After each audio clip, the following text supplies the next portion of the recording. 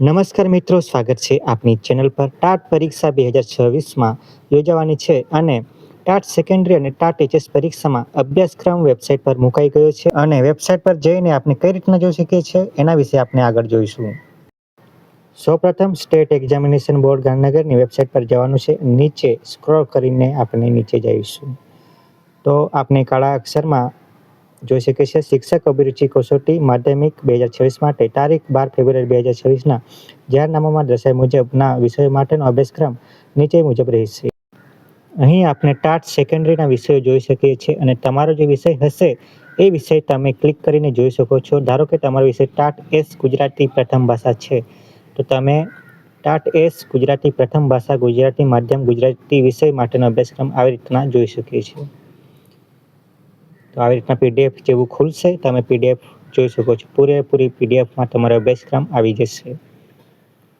તો આ રીતના તમારો કોઈ પણ વિષય હશે ટાટ સેકન્ડરી માટે અભ્યાસક્રમ આ રીતના જોઈ શકો છો।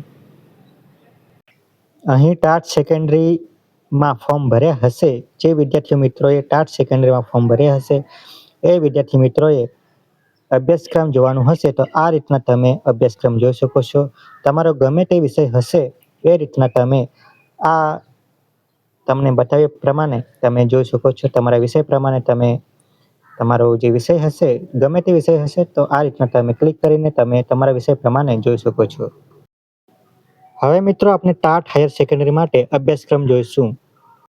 અહીં આપણે જોઈ શકીએ છીએ શિક્ષક અભિરુચિ કસોટી ઉચ્ચતર માધ્યમિક 2026નો અભ્યાસક્રમ નીચે મુજબ રહેશે।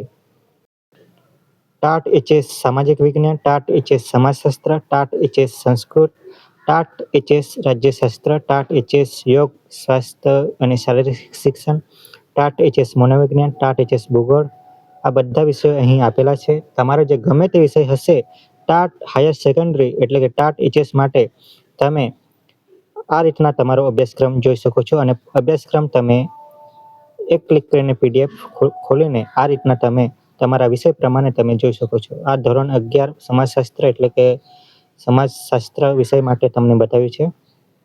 આ રીતના તમારા જે વિષય પ્રમાણે તમે ક્લિક કરીને તમારો અભ્યાસક્રમ જોઈ શકો છો।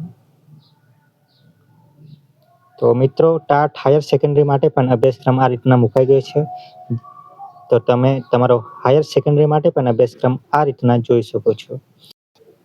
ટાટ હાયર સેકન્ડરીમાં તમે ફોર્મ ભર્યા હશે તો તમે આ રીતના ક્લિક કરીને તમારો અભ્યાસક્રમ જોઈ શકો છો અને તમને એક્ઝામમાં હેલ્પફુલ થશે।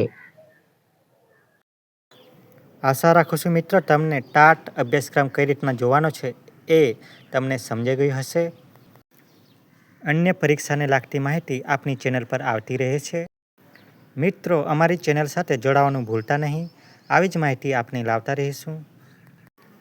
આપ સૌનો વિડીયો જોવા માટે ખૂબ ખૂબ આભાર।